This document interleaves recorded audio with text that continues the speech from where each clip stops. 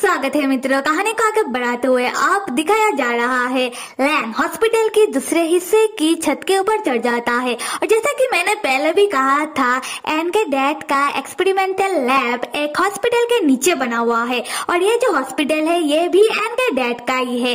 फिर भी हम इस पूरी बिल्डिंग को लैब ही बुलाएंगे, ठीक है। खैर, लैन तब खुली आसमान के नीचे पंछियों को उड़ता हुआ देख रहा था। उसी वक्त लैब के सारे गार्ड लैन को पकड़ने के लिए आ जाते हैं और लैन को पीछे से कहने लगते हैं कि हे बच्चे, तुम जहाँ हो वही खड़े रहो। लैन तब गार्ड को देखकर दौड़कर जाकर छत के ऊपर से जंप मार देता है। ये देखकर सारे गार्ड हक्का बक्का रह जाते हैं। दूसरी तरफ हम एन को देखते हैं, वो लिफ्ट के अंदर जा रहा था। तब गार्ड वॉकी टॉकी से एन को खबर देते हैं कि लैन छत के ऊपर है। एन कहता है ठीक है, आप लोग लैन को पकड़ के रखना, मैं छत में ही आ रहा हूँ। गार्ड कहते हैं कि सर अब नहीं समझे, लैन ने तो छत के ऊपर से जंप मार दिया। एन कहता है तुम्हारे कहने का क्या मतलब। तब एन जैसे ही लिफ्ट के अंदर एंटर होता है, वो बाहर देखता है कि लैन बिल्डिंग के ऊपर से गिर रहा था।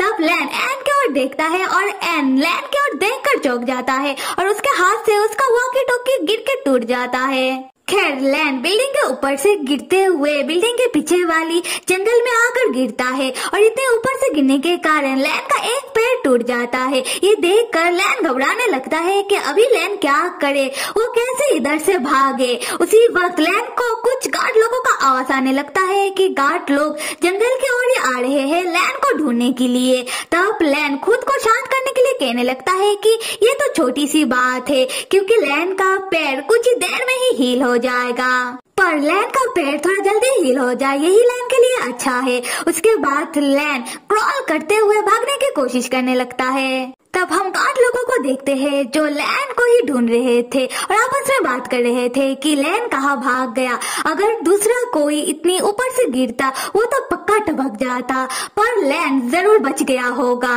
पर वो इतनी जल्दी कहाँ गायब हो सकता है। उसी वक्त उन लोगों को लैन का खून दिखाई पड़ता है और वो लोग कहने लगते हैं कि ये देखो, जमीन पर खून की बूंदे हैं, लगता है लैन को चोट लगा है। तब लैन भी गार्ड लोगों को देख लेता है और सामने के ही पेड़ के पीछे जाकर छुप जाता है। और जैसा कि लैन एक ज़ॉम्बी है तो कुछ ही देर में लैन का पैर जुड़ जाता है और वो हील हो जाता है। उसके बाद लैन जंगल में से छुपते छुपाते हुए भागने में कामयाब हो जाता है। अगला सीन लैब का दिखाया जा रहा है, जहाँ एन के डैड एन से कह रहे थे कि एन, तुम लैन के कॉलर के ट्रैकिंग डिवाइस के जरिए तुम लैन को ढूंढो। एन कहता है कि वो फिलहाल ऐसा नहीं कर सकता, क्योंकि लैन के गले का जो डिवाइस है वो एन के फोन के साथ कनेक्टेड थे और एन का फोन तो लैन ने ले लिया है। उसके बाद एन अपना टैब निकालता है और अपने डैड से कहता है कि डैड, आप थोड़ी देर शांत हो जाइए, मैं देखता हूँ कि मैं क्या कर सकता हूँ। और देखते हैं कि लैन एन के फोन के साथ क्या करता है। यहाँ से सीन शिफ्ट होकर एक फोन रिपेयरिंग दुकान को दिखाया जा रहा है, जहाँ एन अपने साथ एक गार्ड को लेकर गया है और एन का गार्ड दुकानदार को पकड़ के धमकाते हुए पूछ रहा था कि यहाँ एक सफेद शर्ट और पैजामा पहना हुआ लड़का आया था। दुकानदार कहता है कि हाँ आया था। गार्ड धमकाते हुए पूछता है कि वो यहाँ आकर क्या किया। दुकानदार बताता है कि वो लड़का यहाँ एक फोन बेचने के लिए आया था। फिर दुकानदार एन को एन का फोन टुकड़ों में दिखाते हुए कहता है कि वो लड़का इस फोन को ले आकर कहता है कि वो इस फोन को बेचना तो चाहता है, पर पार्ट पार्ट करके। तब एन का गार्ड दुकानदार के ऊपर भड़कते हुए कहता है कि क्या बस यही बात हुई, और क्या तुम किसी के भी कहने पर फोन को पार्ट पार्ट करके फोन का पार्ट निकालने लगते हो। दुकानदार कहता है कि अरे भाई, मार क्यों रहे हो, बता तो रहा हूँ। दुकानदार बताता है कि लैन ने पहले इस फोन का पार्ट किया, उसके बाद इस फोन में से इंटरनल और एक्सटर्नल मेमोरी को अपने पास रख लिया और बाकी पार्ट को उसने बेच दिया, वो भी 100-200 रुपए में। मेरे मित्रों, अगर आप लोग ये सोच रहे होंगे कि लैन ने एन के फोन का इंटरनल और एक्सटर्नल मेमोरी अपने पास क्यों रखा, ये इसलिए क्योंकि लैन को पता है कि एन के फोन में उसके रिसर्च से जुड़ा हुआ कुछ फाइल वगैरह तो हो सकता है, जो लैन नहीं चाहता कि किसी और के हाथ लगे। खैर, ये जानने के बाद गार्ड दुकानदार को छोड़ देता है और एन चौंक कर कहता है कि क्या सिर्फ 100-200? एन का फोन बहुत ही महंगा था। फिर एन अपने मन में कहता है कि लैन उतना भी बुरा नहीं है, बस ये लड़का मेरा दिमाग खा रहा है।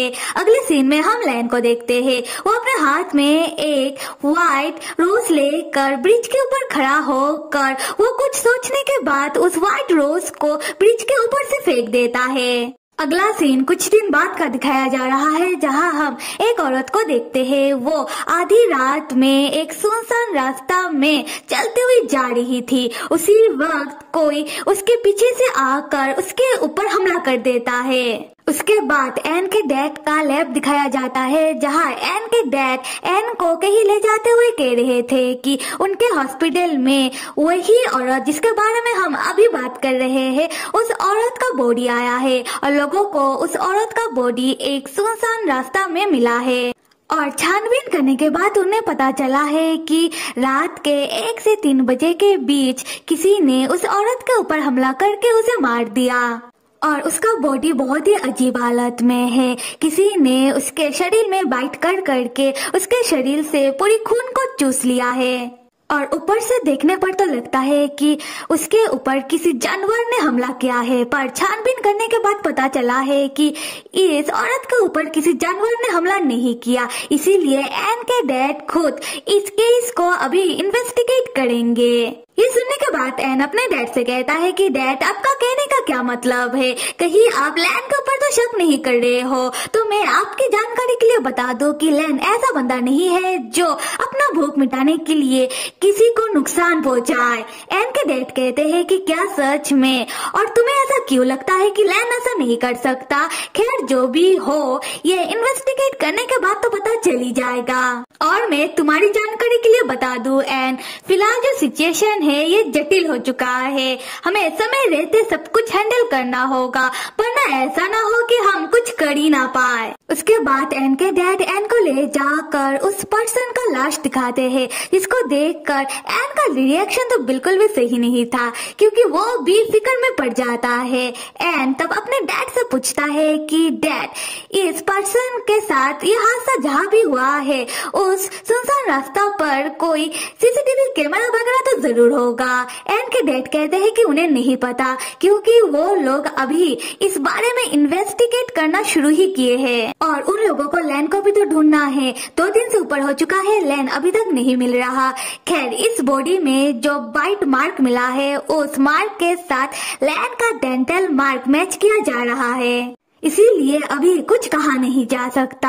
एन तब उस पर्सन का लाश को गौर से देखने के बाद अपने मन में कहता है कि नहीं, लैन ऐसा नहीं कर सकता, पर ये बहुत ही अजीब है। तो फिर क्या किसने होगा? उसी वक्त एक डॉक्टर आकर एन के डैड को खबर देता है कि सर गजब हो गया, बिल्कुल उस औरत की लाश की तरह ही और 2 लाशें हॉस्पिटल में आया है, तो एक बार आप आकर देख लीजिए। उसके बाद एन और एन के डैड उन 2 पर्सन के लाश को देखने के लिए चले जाते हैं और जाकर उन्हें पता चलता है कि लोगों को ये 2 लाशें सुबह के वक्त उसी सुनसान रास्ते के आसपास ही मिला है और उन 2 पर्सन के ऊपर बिल्कुल उस औरत की तरह ही हमला किया गया। फिर डॉक्टर एन के डैड को बताते हैं कि उन 2 लाशों के शरीर से भी उन्हें बाइट के निशान मिले हैं और उन 2 लाशों का भी खून को चूस लिया गया है, पर ये नहीं बता सकते कि ये काम एक ही पर्सन का है या फिर डिफरेंट। और अभी इस केस में पुलिस भी जुड़ चुकी है और पुलिस अभी अपने तौर से इस केस के ऊपर छानबीन करेगी। ये सुनते ही एन तुरंत अपने डैड से कहता है कि डैड मैं जा रहा हूँ लैन को ढूंढने के लिए। एन के डैड कहते हैं कि तुम कहाँ जाकर लैन को ढूंढोगे? एन कहता है कि है बहुत सारे प्लेस जाकर मैं अपना किस्मत आजमाता हूँ। एन के डैड तब एन को नहीं रोकते हैं और एन से कहते हैं कि अच्छा ठीक है, पर एक बात याद रखना कि हमारे पास फिलहाल ज्यादा वक्त नहीं है। खैर यहाँ से सीन शिफ्ट होकर रात का सीन दिखाया जा रहा है, जहाँ किसी जंगल के रास्ते से एक हॉस्पिटल का गाड़ी अपने साथ कुछ खून के पैकेट को लेकर हॉस्पिटल में डिलीवरी देने के लिए गुजर रहा था। उसी वक्त जंगल के बीचों बीच गाड़ी का टायर पंचर हो जाता है। फिर हॉस्पिटल का 2 वर्कर गाड़ी से निकलकर टायर को चेक करते हुए कहते हैं कि टायर पंचर कैसे हो गया, जंगल के बीचों बीच पिन किसने रख दिया। हमें जल्दी से इन खून के पैकेट को हॉस्पिटल में पहुंचाना था, अभी तो टायर चेंज करने में हमें देर हो जाएगा। उसी वक्त एक आदमी देखता है कि गाड़ी के पीछे से कोई तेजी से गुजरता है। वो दूसरे आदमी से कहता है कि क्या तुमने देखा, अभी अभी हमारे गाड़ी के पीछे से कोई तेजी से गुजरा। दूसरा आदमी कहता है कि नहीं, मैंने तो कुछ नहीं देखा। अभी बातें बंद करो और जल्दी से हम अपना काम कर लेते हैं। उसी वक्त हम देखते हैं कि गाड़ी के पीछे से सच में कोई गुजरा था और वो लैन है।